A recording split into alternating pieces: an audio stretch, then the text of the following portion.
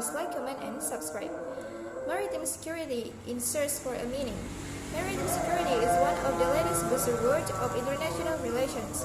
Major actors in maritime policy, ocean governance, and international security have in the past decade started to include maritime security in their mandate or reformed their work in such terms. In 2014, the United Kingdom, the European Union, as well as the African Union have launched ambitious maritime security strategies. The North Atlantic Treaty Organization, or NATO, included maritime security as one of its objectives in its 2011 Alliance Maritime Strategy. The U.S. pioneered this development when launching a national maritime security policy in 2004. Also, Maritime Safety Committee (MSC) of the International Maritime Organization included maritime security in their list of tasks. As reflected in the U.S. policy, the concept of maritime security gained initial silence after the terrorist attacks of September 11 and the associated fears over the spread of maritime terrorism. If maritime terrorism has largely remained a virtual threat, the breakthrough for maritime security came with the rise of privacy of the coast of Somalia between 2008 and 2011. The danger of privacy for international trade brought the maritime dimension of security to the global consequences and lifted in high on policy agendas. Moreover, the interstate tension in regions such as the Arctic, the South China Sea, or the East China Sea, and the significant investment in blue water navies of emerging powers, such as in India and China, have increased attention for the ocean as a security space. Maritime security, like other international buzzwords, is a term that draws attention to new challenges and raises support for tackling this. Discussion of maritime security frequently do so by pointing to threats that prevail in maritime domains. They refer to threats such as maritime interstate disputes, maritime terrorism, privacy trafficking, and narcotics by people and illegal goods, arms proliferation, illegal fishing, environmental crimes, or maritime accidents and disasters. The argument is that maritime security should be defined as the absence of this threat. This laundry-list approach to defining maritime security has rightfully been criticized as insufficient since it does neither prioritize issues nor provide clues of how these issues are interlinked, nor outlines of how these threats can be addressed. It moreover creates enduring puzzles over which threats should be included are climate change and disasters at sea, maritime security issues. Should interstate dispute be treated in terms of national security rather than maritime security? Other advocates for an understanding of maritime security as good or stable order at sea, in contrast to the negative definition of maritime security as absence of a range of threats. This understanding provides a positive conceptualization that projects a certain ideal typical and state that has to be reached. In this approach, there is, however, hardly any discussion of what good or stable order is supposed to mean, or whose order it is intended to be. Instead, the discussion turned immediately to question of how enforcement at sea can be improved.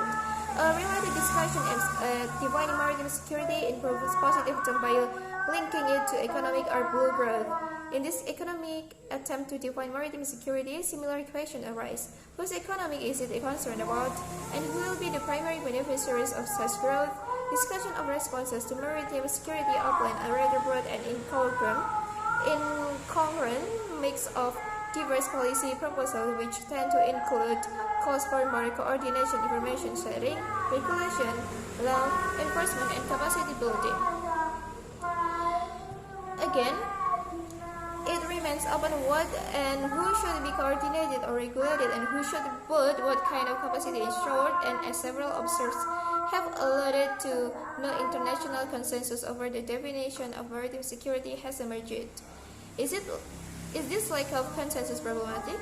Understanding maritime security as a buzzword provides answer. As Cornwall, such as buzzwords gain their purchase and power through their value and pessimistic qualities, their capacity to embrace a multitude of possible meanings, and their normative resonance, they are exactly the qualities that maritime security brings. Buzzwords are what Kelly has called essentially concepted concepts, such as concept represent a general agreement in the abstract, but they generate endless and irresolvable disagreement about what they might be in practice. In Lewis, understanding this concept have a beneficial function. since they allow actors to coordinate their action and project in joint activities with simultaneously disagreeing over local meanings. In policy promotion, buzzwords also were a measure of ambiguity to secure the endorsement of diverse potential actors and audiences. They provide concepts that can fall free of concrete reference to be viewed with meaning by their users. In the struggles for interpretative power that characterize the negotiation of the language of policy, buzzwords shelter multiple agendas, providing room for maneuver and space for contentation. Buzzwords, however, also contain the risk to mass political interests and underlying ideologies and leave much of what is actually done in their name unquestioned.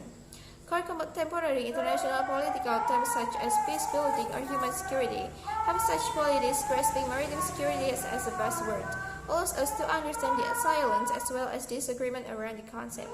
Buzzwords, as the literature shows, enable the international coordination of actions under the absence of consensus. Buzzwords, however, also raise the constant risk that disagreement and political conflict are camouflaged. Such disagreement might be break up in crisis situations and lead to settlements and inaction when it is more needed. They may moreover lead to contracting activities and weak coordination when actors think they are talking about the same thing. When de facto they are not, maritime security is a buzzword, then there are little prospect to form an international consensus on the concept. To phrase it more directly, the intellectual quest of identify the definition that is logically superior by rationalist criteria, and everyone will hence have to agree on in rather unproductive exercise. Divergent political interests and normative understanding will always lead to different understanding of concept. Yet, how can we then cope with this situation? To find an answer, we need to identify a framework by which one can grasp the commonalities and disagreement that the concept of maritime security entails. The objectives of this article is to propose three of such frameworks. This can be developed from recent security studies. Security studies has been struggling with similar questions for decades. The reason from the discussion such as meaningful ways of how to push the intellectual and policy debate on maritime security forward.